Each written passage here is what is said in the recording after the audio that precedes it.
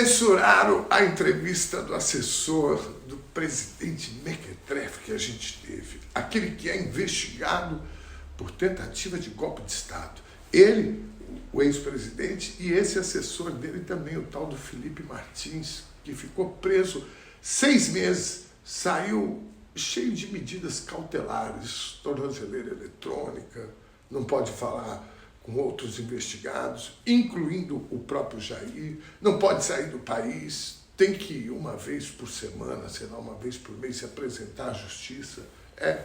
O Alexandre de Moraes proibiu a entrevista, por essas razões aí. Se ele não pode se comunicar com outros investigados, ele não pode, obviamente, dar entrevista. Bom, eu penso que, realmente, ele não pode dar entrevista. Do ponto de vista jurídico, é isso mesmo. Mas como para essa gente o vitimismo é um lugar confortável para eles, é isso que essa gente faz, tá vendo? Estão perseguindo, estão censurando e tentam fazer uma limonada desse limão. Esse é o jogo deles. O que me espanta é o jornal Folha de São Paulo solicitar para o juiz uma entrevista com esse picareta, com esse patife. Bom, me espanta até a página 3, né? A Folha sendo Folha, no mínimo irresponsável e hipócrita. Porque depois do apoio ao golpe de 64 e ao golpe de 2016, eles vieram com um slogan assim: um jornal a serviço da democracia. Até 2022 eles usaram esse slogan. Sim, esse slogan fez parte de uma campanha publicitária para tentar limpar a barra deles, que na ditadura de 64 emprestavam carros da empresa para transportarem presos políticos que estavam sendo barbaramente torturados nos porões da ditadura, sabia não? Aí eles meteram essa, a serviço da democracia. Depois mudaram, a serviço do Brasil. Em 2022 eles mudaram. Sabe como é que é, né?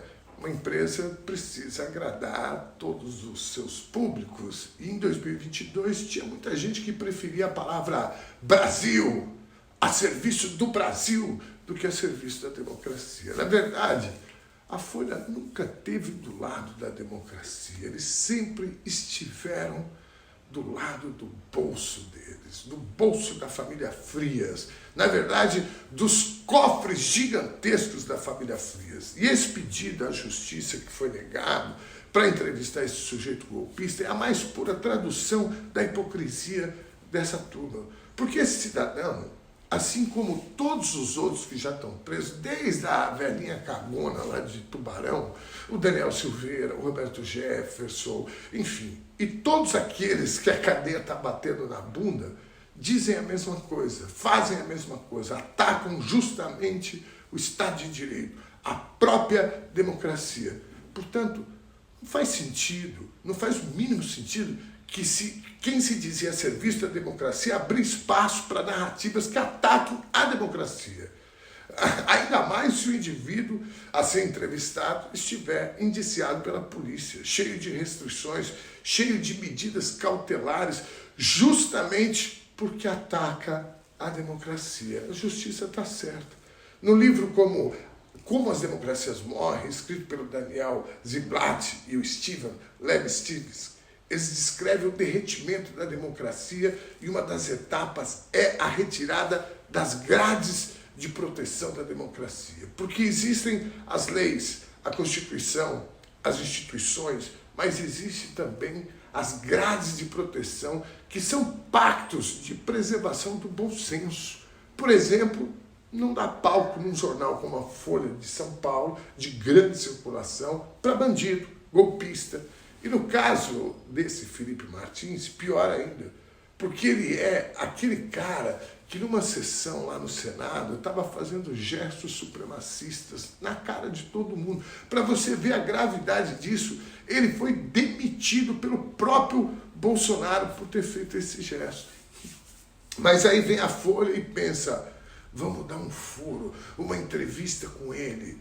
Esse é um belo exemplo dessa tese do livro Como as Democracias Morrem, que é a retirada das grades de proteção das democracias. A Folha de São Paulo, mais uma vez, presta um desserviço à democracia desse país. nas redes bolsonaristas e até em outros meios de comunicação empresarial, só se fala em censura. É um horror.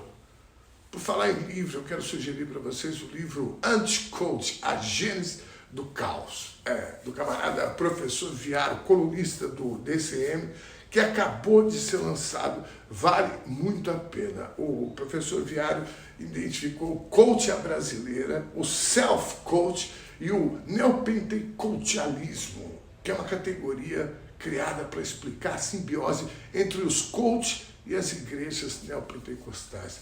Vale muito a pena e explica muito como é que a gente veio parar até aqui. Por exemplo, um coach, um dos mais picaretas do Brasil, está com 20% das intenções de voto na eleição para prefeito da maior cidade da América Latina. Socorro! Sábado, tem um encontro no centro de São Paulo com o Guilherme Boulos, às 4 da tarde, lá na Praça Roosevelt.